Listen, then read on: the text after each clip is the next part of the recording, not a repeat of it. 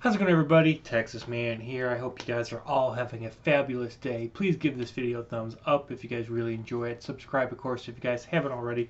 Also, do me the biggest favor of all, hit that bell notification button so you guys don't miss out on future videos or streams here on the channel.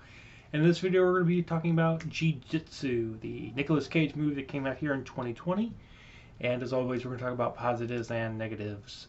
And I'm going to give you guys my score at the very beginning of this video. It's a 2 out of 10. This movie is bad. It's really bad. It is R-rated, and it's about an hour and 42 minutes long, and Nicolas Cage being in this movie did not save it whatsoever. So, if you guys don't know what this movie is about, basically this alien comes every single 6 years through this portal inside of this temple and challenges a Jitsu human being, and they have to have this duel, otherwise the alien gets let loose and is able to kill anybody and everybody on the entire planet. So they have to fight the alien, the one Jiu-Jitsu person, even though there's 8 other people that also try to take him out, which is bonkers. I don't understand why. It just needs to be a 1v1 duel and they make it complicated. And so, yeah, that's the basic premise. There's a lot of kicking, a lot of swords, katanas, gunfire, explosions, alien weaponry. Stuff just happens on screen for the sake of this being a action ninja alien predator Mortal Kombat film. The alien design was cool, but it was basically a predator ninja and even more armor plated than ever. I did like the fact that this film didn't solely focus on Nicolas Cage's character. That I was happy with. I was really scared about that. There are a good amount of jokes in this movie.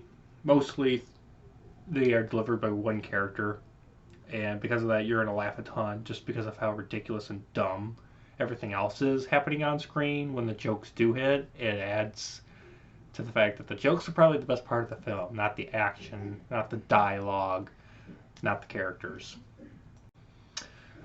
This film is, like I just said, rated R. There is an extreme abundance of violence and action that is just over the top and ridiculous. So do keep that in mind. This isn't a movie that I can recommend for a younger audience to watch.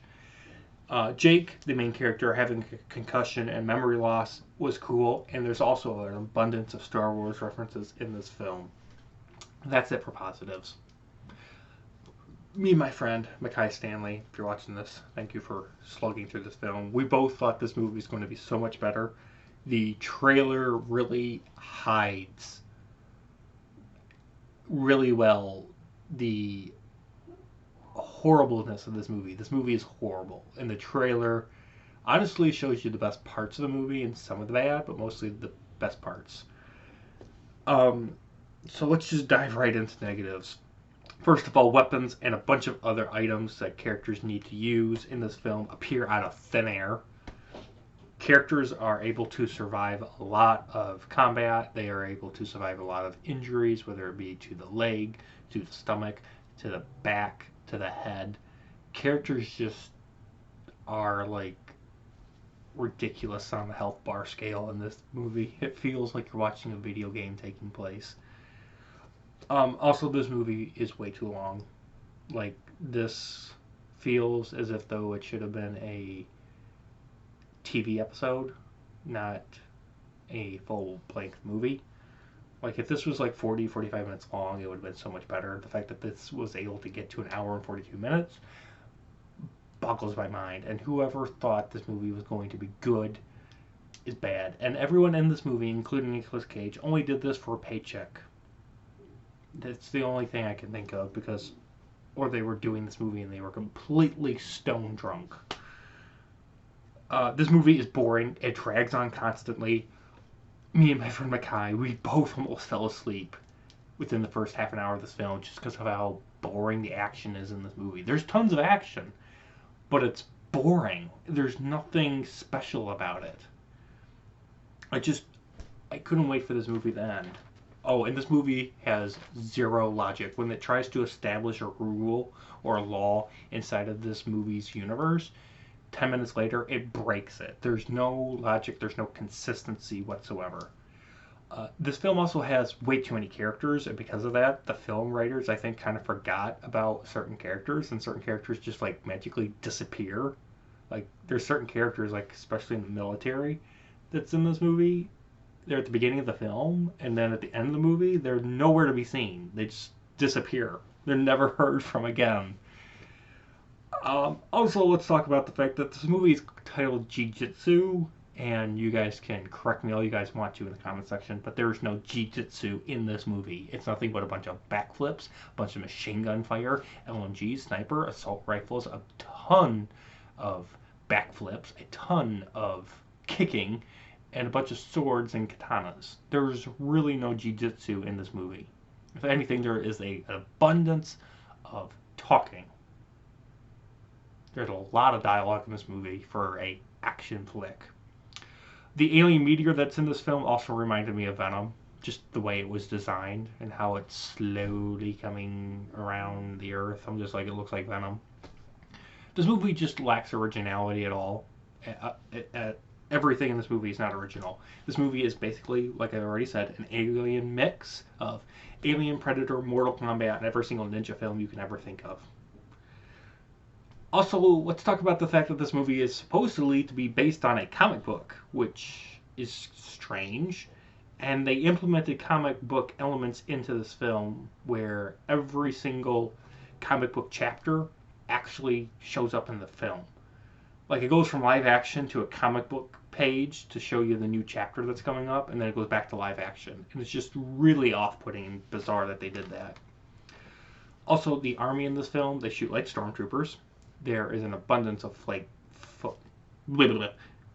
blood, and they don't even try to hide it.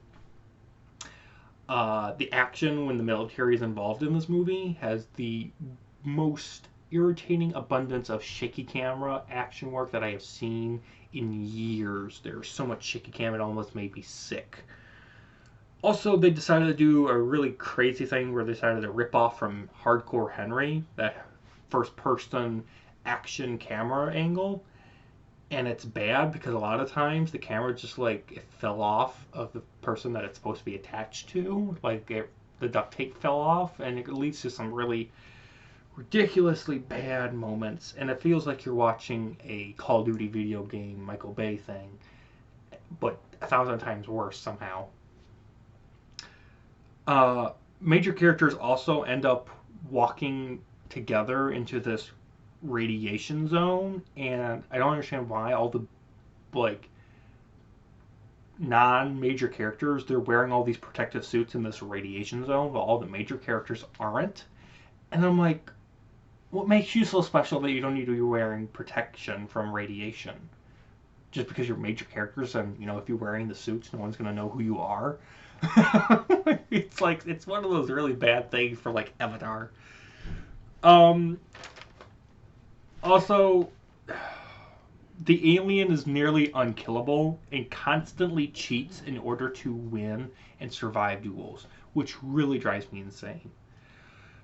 Character revelations, twists and turns, they weren't shocking, like, hey, by the way, I'm your girlfriend. Oh, by the way, I'm your father. And I'm like, you know all these things are coming, even if you haven't seen the trailer.